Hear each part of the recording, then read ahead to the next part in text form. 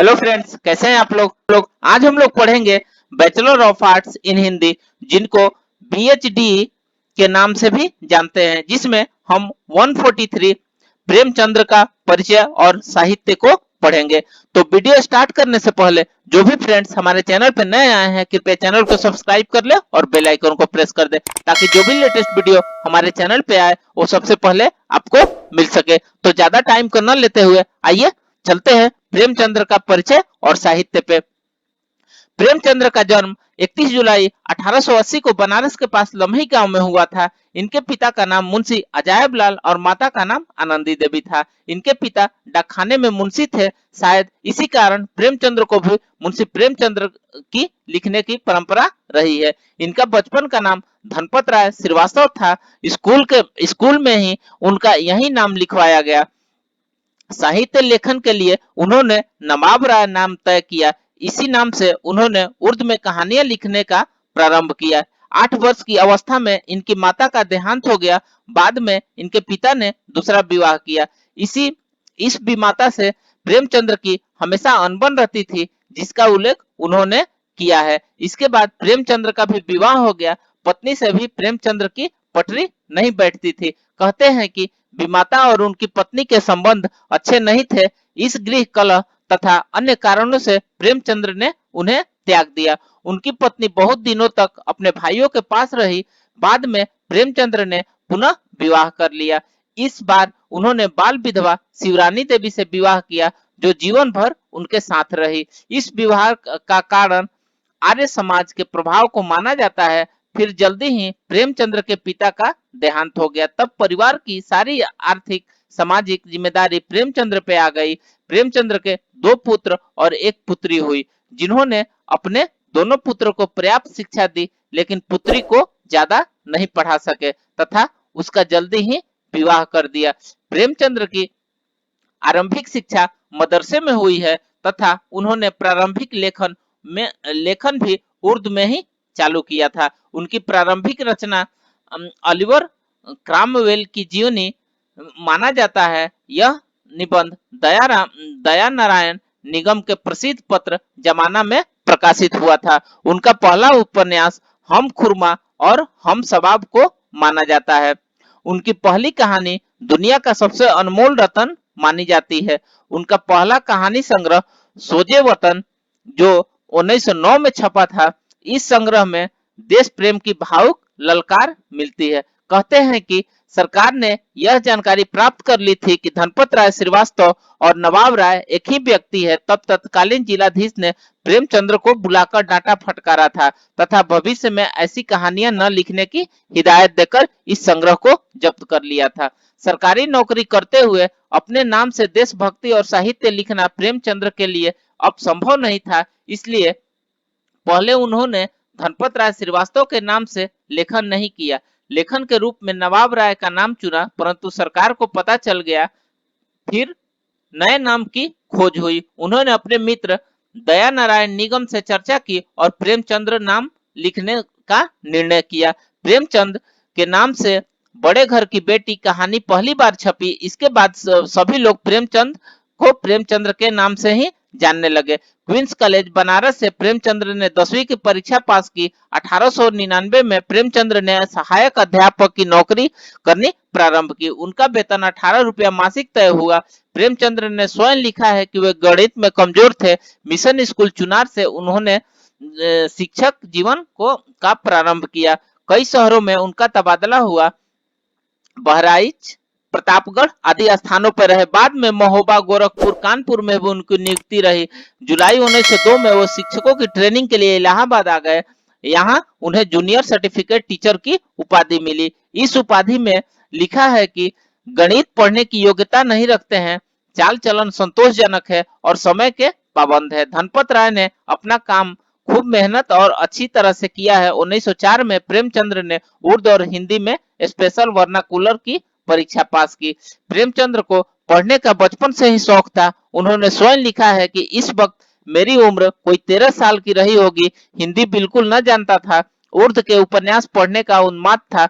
मौलाना sir, पंडित रतन नाथ सरसार, मिर्जा रुसवा, मौलवी मोहम्मद अली हरदोई निवासी उस वक्त के सर्वप्रिय उपन्यासकार थे। इनकी रचनाएं जहां मिल जाती थी, स्कूल की याद को भूल जाते थे और पुस्तक समाप्त करते ही दम लेते थे। उस जमाने में रेनाल्ड के उपन्यासों की धूम रहती थी। उर्दू में अनेक अनुवादक धड़ाधड़ निकाल रहे थे और हाथों हाथ पुस्तकें बिक जाती थी। मैं भी उनका आशिक था। स्वर्गीय हजरत रियाज ने, जो उर्दू के प्रसिद्ध कवि हैं, उनका हाल में ही देहांत हुआ है। रेनाल्ड की रचना का अनुवाद हरम सरा के नाम से किया था। उसी जमाने में लखनऊ के साप्ताहिक अवध पंच के संपादक स्वर्गीय मौलाना सज्जाद हुसैन ने, जो हास्य रस के अमर कलाकार थे, रेनाल्ड के दूसरे उपन्यास का अनुवाद धोखा या तिलस्मी कानून के नाम से किया था। ये सभी पुस्तकें मैंने उस जमाने में पढ़ी और पंडित रतन नाथ सरसार से जो मुझे तृप्ति न होती थी, उनकी सारी रचनाएं भी मैंने पढ़ डाली। उन दिनों मेरे पिता गोरखपुर में रहते थे और मैं भी वहीं मिशन स्कूल में 8वीं कक्षा में पढ़ता था, जो तीसरी दर्जा कहलाता था। रेती पर एक बुक सेलर बुद्धिलाल नाम का रहता था। मैं उसकी दुकान पर सारे दिन तो न बैठ सकता था, इसलिए मैं उसकी दुकान से अंग्रेजी की पुस्तकें की कुंजियां और नोट्स लेकर अपने स्कूल के लड़कों के हाथों भेजा करता था और इसकी एवज में उपन्यास दुकान से घर लाकर पढ़ता था। 2-3 वर्षों में सैकड़ों ही उपन्यास पढ़ डाले। जब उपन्यास का स्टॉक समाप्त हो गया तो मैंने नवल किशोर प्रेस से निकले हुए पुराणों की उर्दू अनुवाद भी पढ़े। तिलस में होश रूबा के कई भाग भी पढ़े। इस बृहद तिलस्मी ग्रंथ के 17 भाग उस वक्त निकल चुके थे और एक एक भाग बड़े सुपर रॉयल आकार के 2-2 हजार पृष्ठों से कम न होगा। और इन 17 भागों के उपरांत उसी पुस्तक के अलग अलग प्रसंगों पर 50 भाग छप चुके थे। इनमें से भी मैंने कई बार पढ़े। जिसने इस बड़े ग्रंथ की रचना की, उसकी कल्पना शक्ति कितनी प्रबल होगी, इसका केवल अनुमान ही किया जा सकता है। कहते हैं कि ये कथाएं मौलाना फैजी ने अकबर के विनोदार्थ फारसी में लिखी थी। इसमें कितना सत्य है कह नहीं सकता, लेकिन इतनी बृहद कथा शायद ही संसार की किसी भाषा में हो। पूरी इंसाइक्लोपीडिया समझ लीजिए। एक आदमी तो अपने 60 के वर्ष के जीवन में उनकी पूरी नकल भी करना चाहे तो नहीं कर सकता। रचना तो दूसरी बात है। कहने का तात्पर्य यह है कि प्रेमचंद्र ने स्कूली शिक्षा के बाद स्वाध्याय के द्वारा अपने ज्ञान का विस्तार किया। उन्हें हिंदी, अंग्रेजी, फारसी और उर्दू का ज्ञान था। लेखन का प्रारंभ उन्होंने उर्दू में किया था। बाद में उन्होंने हिंदी में लिखना प्रारंभ किया। हिंदी में लिखने के बावजूद वे उर्दू में भी लिखते रहे। इस तरह वे भारतीय भाषाओं के उन गिने चुने लेखकों में से एक थे जो हिंदी और उर्दू दोनों पर समान अधिकार रखते थे और जिन्हें दोनों भाषाओं के लेखक पर अपनी परंपरा में शामिल करते थे। प्रेमचंद्र ने बीए तक की शिक्षा ग्रहण की। महोबा रहते हुए उनकी प्रोन्नति हो गई और वे स्कूल के इंस्पेक्टर बना दिए गए। यह समय भारतीय इतिहास में महात्मा गांधी के स्थापित होने के पहले का था। धीरे धीरे गांधी जी देश के सर्वमान्य नेता बन गए। गांधी जी ने असहयोग आंदोलन का प्रचार करना प्रारंभ कर दिया था। उस समय प्रेमचंद गोरखपुर में नौकरी कर रहे थे। 8 फरवरी 1921 को गांधी जी इलाहाबाद पहुंचे और एक जनसभा को संबोधित किया। स्वयं प्रेमचंद्र भी इस सभा में उपस्थित थे। कहते हैं कि गांधी जी को सुनने के लिए 2 लाख से अधिक लोग पहुंचे थे। महात्मा गांधी ने जनता से सरकार के असहयोग की अपील की। इसका प्रेमचंद्र के मन पर अनुकूल प्रभाव पड़ा। घर परिवार में पत्नी से सलाह करके उन्होंने 15 फरवरी 1921 को सरकारी नौकरी से त्याग पत्र दे दिया। नौकरी छोड़ने के बाद प्रेमचंद्र महावीर प्रसाद पोद्दार के साथ चले गए और चरखे का प्रचार करने लगे। फिर उन्होंने मरवाड़ी स्कूल, कानपुर, काशी विद्यापीठ आदि कई निजी संस्थानों में अध्यापकी की, परंतु वे कहीं भी एक जगह स्थिर होकर नहीं रहे। इसी बीच उन्होंने पत्रकारिता का कार्य भी किया। कुछ दिनों तक उन्होंने मर्यादा का संपादन भी किया। अस्थायी आमदनी के लिए प्रेमचंद्र प्रयासरत थे।